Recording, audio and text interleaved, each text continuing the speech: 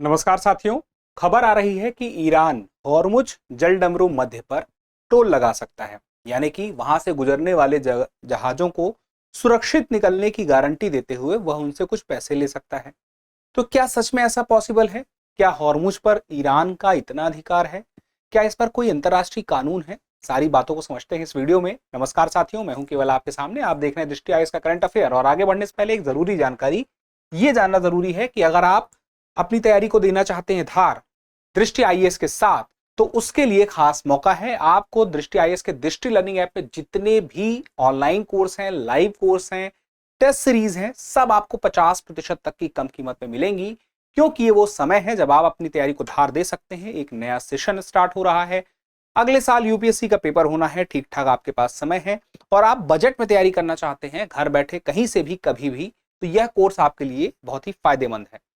तो दृष्टि learning app पर है 50% तक की छूट है। जितने भी live online pen drive course हैं, टेस्ट सीरीज हैं, सब पे कब से कब तक है? तो 22 से 26 मार्च तक है। अतिरिक्त जानकारी कोई चाहिए तो इस नंबर पे कॉल कर लीजिए 8750187501 पर। डिस्क्रिप्शन में लिंक है, उसे क्लिक करके अपना डिस्काउंट आप सुनिश्चित कर सकते हैं। अब हम आते हैं आगे, और आगे महत्वपूर्ण बात यह हो जाती है कि होर्मुज जलडमरू मध्य क्या है और इसका मालिक कौन है। देखिए, ये बात तो आपको पता है कि होर्मुज जलडमरू मध्य एक ऐसा पास है या एक ऐसी जगह है जहां से दुनिया का बहुत बड़ा तेल का व्यापार 20% उस रास्ते से ही होता है। कई देश ऐसे जो वहां से गुजरते हैं। और यह किसके किसके बीच में स्थित है?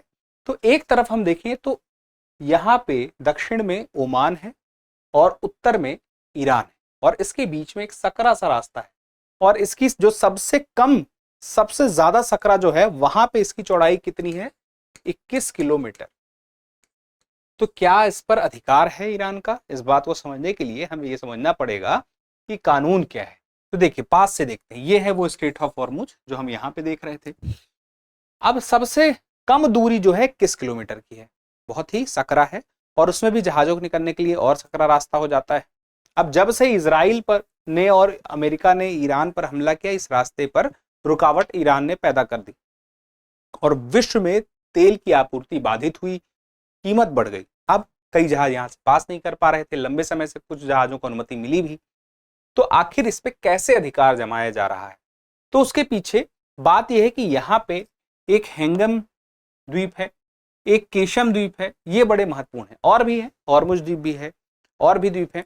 लेकिन अगर हम देखें तो यहाँ पे उपस्थिति जो ईरान की सेना की है इन क्षेत्रों में, इस क्षेत्र में वो अपने आप को एक ही प्लस में लेके जाती है कि जरूरत पड़ने पर वहां पे कुछ एक्शन ले सकती है।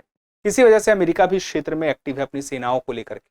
अब बात आती है कि वो जो अधिकार की बात है, क्या सच में ऐसा कुछ है? तो उसके लिए इस बात समझना पड़ेगा कि हर देश, इनफैक्ट भारत की भी हम बात करें तो भारत जैसे, अगर आपने देश की सीमा यूं है, समुद्री सीमा, तो उससे 12 नॉटिकल माइल की दूरी तक हर तरफ जहां जहां भारत की समुद्री सीमा है, तो 12 नॉटिकल माइल, यानी कि 1 नॉटिकल माइल में 1.85 किलोमीटर, तो उतनी 12 नॉटिकल माइल की दूरी तक में पूरा राज, पूरा अधिकार उस देश का रहता है। वहां पे उसका कानून चलता है, उसके पानी में, उसके ऊपर की हवा क्षेत्र में, वायु क्षेत्र में उसका राज है।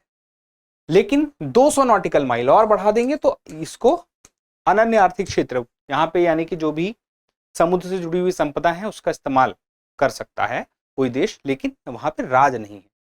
लेकिन इस 12 नॉटिकल माइल की अगर हम बात करें तो ऐसा नहीं कि इस क्षेत्र में कोई जहाज नहीं गुजर सकता है, गुजर सकता है शांति के तरीके से, शांतिपूर्ण तरीके से, शांतिपूर्ण कार्य के लिए। लेकिन बात आती है कैसे? इस पे एक अंतर्राष्ट्रीय कन्वेंशन है, वो साथ दे रहा है। दरअसल अगर हम देखें तो ईरान और ओमान के बीच की ये सबसे मिनिमम दूरी स्ट्रेट ऑफ हॉर्मुज में 21 किलोमीटर की है, 21 नॉटिकल माइल की है। तो 21 नॉटिकल माइल की अगर हम बात करें तो इसका मतलब हुआ कि ओमान के पास भी 12 नॉटिकल माइल है और ईरान के पास भी 12 है, तो 24 नॉटिकल माइल, यानी कि एक तरफ 12 एक तरफ 12, तो बीच में एक ऐसी रेखा बनेगी जहां पे दोनों का बराबर बराबर अधिकार होगा। लेकिन कम दूरी है तो ये अधिकार बट जाएगा, जितना भी वो क्षेत्र बचता है उसमें से आधा आधा हो जाता है, ऐसा अंतर्राष्ट्रीय कानून कहते हैं। तो उस क्षेत्र पर अधिकार तो है, लेकिन बात यह है कि एक अपने आप में सिद्धांत भी है। वह सिद्धांत यह है कि उस क्षेत्र से कोई भी जहाज गुजर सकता है। लेकिन चूंकि रोक लगा दी गई है तो ईरान अब ये कह रहा है कि हम ट्रांजिट फीस ले सकते हैं, यानी कि पारगमन शुल्क, एक सुरक्षित मार्ग मुहैया कराएंगे। और ये कैसे होगा? IRGC, Islamic revolutionary guard corps के माध्यम से। ऐसी खबरें आ रही हैं। लेकिन बात यह है कि दूसरी तरफ यह भी कानून है, अंक्लॉस यानी कि United Nations Convention on the law of the sea. इसके तहत 1980 के दशक में कई देशों ने मिलकर यह तय किया कि ऐसा है कि एक ट्रांजिट पैसेज होगा। कई ऐसी जगहें हैं जहां पे कोई देश अपना अधिकार नहीं जमाएगा, यानी जहाजों को निकलने से नहीं रोकेगा। तो ये कई देशों के लिए सुरक्षित सेफ पैसेज अपने आप होगा और साझा होगा और पूरी दुनिया के लिए होगा, यानी कि उस जगह से कोई भी जहाज गुजर सकता है। तो स्ट्रेट ऑफ हॉर्मुज से कोई भी जहाज गुजर सकता है। इस अंतरराष्ट्रीय कानून अंक्लॉस के हिसाब से ट्रांजिट पैसेज का अधिकार है। लेकिन ईरान की तरफ से बात कभी कभी आती है कि ईरान ने इस पर हस्ताक्षर तो किए थे, लेकिन इसके लिए प्रस्ताव वहां की संसद में पारित नहीं हुआ है। तो अपनी सुरक्षा के लिए वो यहां पर कुछ कानून बना सकते हैं। तो यहां पर देश की सुरक्षा और पर्यावरण के नियम तो बना सकते हैं, लेकिन वे मार्ग को बंद नहीं कर सकते। ये इस बात पे लिखा हुआ है। तो अब यहीं पे इसी वजह से वैश्विक प्रतिक्रिया में इस बात का विरोध हो रहा है कि इस मार्ग को क्यों रोका गया है। बात ये नहीं कि टोल लग गया है या लगने वाला है, ये तो अभी खबरें हैं, लेकिन ये बात जरूर है कि होर्मुज जलडमरू मध्य में रुकावट आई है, जहाजों का निकलना बंद हुआ है, वैश्विक गैस और तेल की आपूर्ति कम हुई है, जिसकी वजह से दुनिया भर में महंगाई भी बढ़ी है। तो Britain, France, Germany, Italy, Canada जैसे कई देश अंतरराष्ट्रीय कानून का उल्लंघन तो बता ही रहे हैं। जवाब में हम देखें तो अमेरिका जो है उस क्षेत्र में अपनी सैन्य गतिविधियों को भी बढ़ा चुका है। और इसके साथ ही अगर हम देखें तो ईरान के जो ड्रोन्स है और ईरान के जो माइंस है उस समुद्री क्षेत्र में एक चिंता बढ़ा रहे हैं। और इसी के साथ ही अब देखने वाली बात होगी कि आने वाले दिनों में यहां पर क्या होता है। अब आपसे एक छोटा सा सवाल है, उस सवाल के पहले एक जरूरी बात यह कि अगर आप चाहते हैं कि अपने प्रीलिम्स और मेंस की यूपीएससी की पूरी तैयारी इस प्रकार से आप करें कि आपकी तैयारी अगले साल के प्रीलिम्स तक कंप्लीट हो जाए, तो उसके लिए इस जीएस की कंप्लीट तैयारी के लिए है GS studio foundation live online course है। और यह कोर्स आपके घर पे आप जहां पर हैं वहां से कर सकते हैं, किसी भी वक्त क्लास कर सकते हैं, क्योंकि ये लाइव ऑनलाइन कोर्स है, दृष्टि लर्निंग ऐप पर है। और 14 महीनों में पूरा सिलेबस आपका कवर करा दिया जाएगा, जिसको आप 18 महीनों तक जितनी बार चाहे उतनी बार देखें। कलर्ड प्रिंटेड मटेरियल मिलेंगे और इसके साथ ही प्रीलिम्स का और मेंस का दोनों का टेस्ट आपको मिलेगा।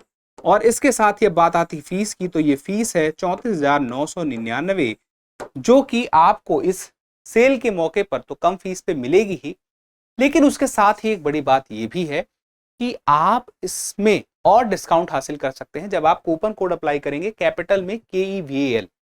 डिस्क्रिप्शन में मौजूद है लिंक, वहां पे बाय नाउ में जाइए और बाय नाउ में कूपन कोड अप्लाई कर दीजिए।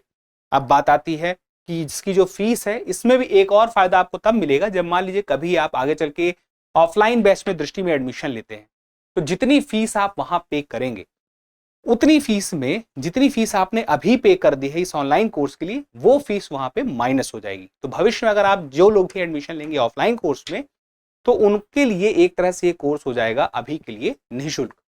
तो ये थी मुख्य बातें। अब एक छोटा सा सवाल है, सवाल छोटा सा इसलिए है क्योंकि आप सबको इसका जवाब जरूर पता होगा। कौन सा द्वीप होर्मुज जल संधि के समीप है और उस पर ईरान का अधिकार है? केशम द्वीप, होर्मुज द्वीप और द्वीप हिंगम और उसके अलावा उपर्युक्त सभी। तो इस सवाल का जवाब जरूर दीजिएगा और चैनल को सब्सक्राइब कर लीजिए इसी प्रकार की अन्य अपडेट के लिए। मिलते हैं अगले सेशन में। धन्यवाद। अब एग्जाम की तैयारी को और बेहतर करने के लिए हमारे चैनल को लाइक, शेयर और सब्सक्राइब करना ना भूलें।